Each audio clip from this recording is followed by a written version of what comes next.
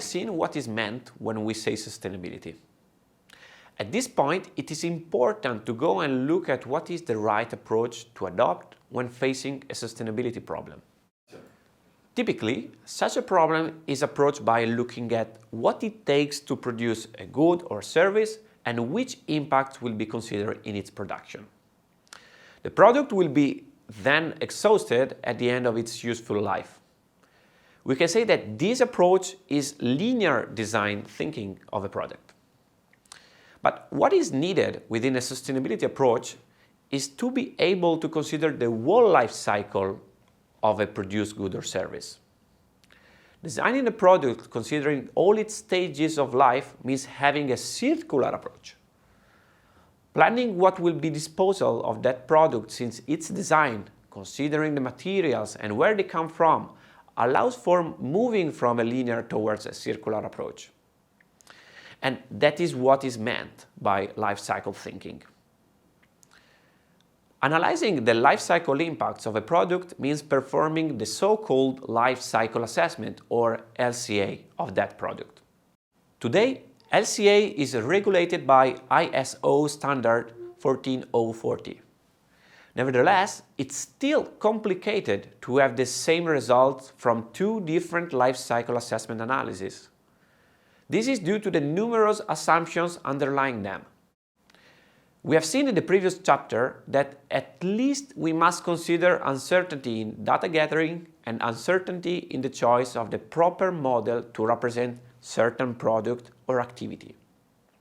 Indeed, a certain degree of discretionality comes in all the steps that are identified by the ISO standards.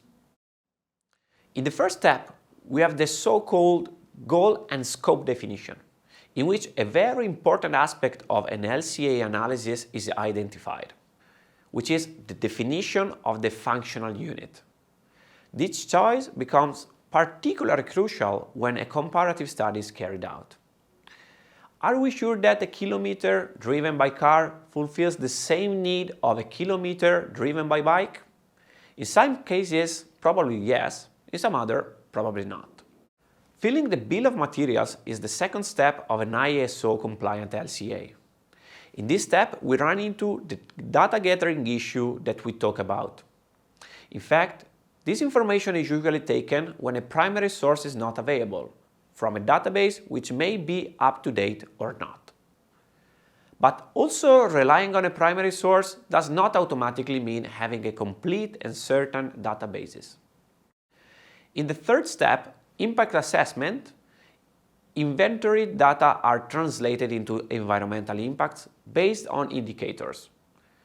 Furthermore, a proper assessment must consider the hypothesis underlying not only the aggregation that must be performed for certain parameters, which in some cases can be again prone to discretionary choices, but also on the model adopted in the impact allocation, especially if multiple products come out of the analyzed activity.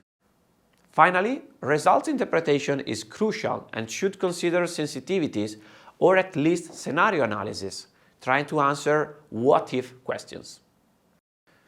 Practically speaking, LCA analysis can be performed adopting two different methodological approaches, which can include all the four steps seen before.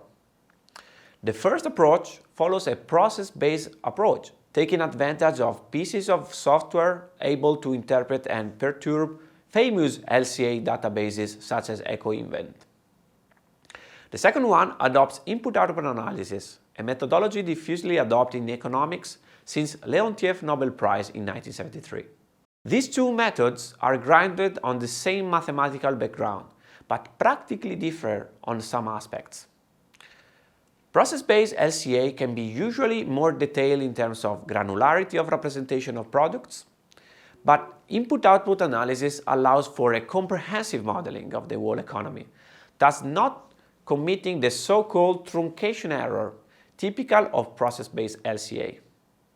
This happens because you can say where your diesel comes from. Maybe you can also say where the oil used to make your diesel came from, but at a certain point you will need to stop looking for the source of all your flows or you are going to lose your day. Capital goods impacts are not explicitly accounted for in input-output tables because they represent a snapshot of the transactions that have occurred between several sectors and regions of the same economy within 1 year.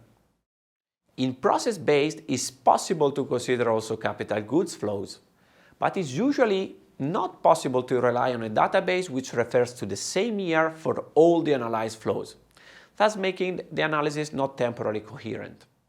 In the next chapter, we will start focusing on one of these two approaches, the one based on input-output analysis.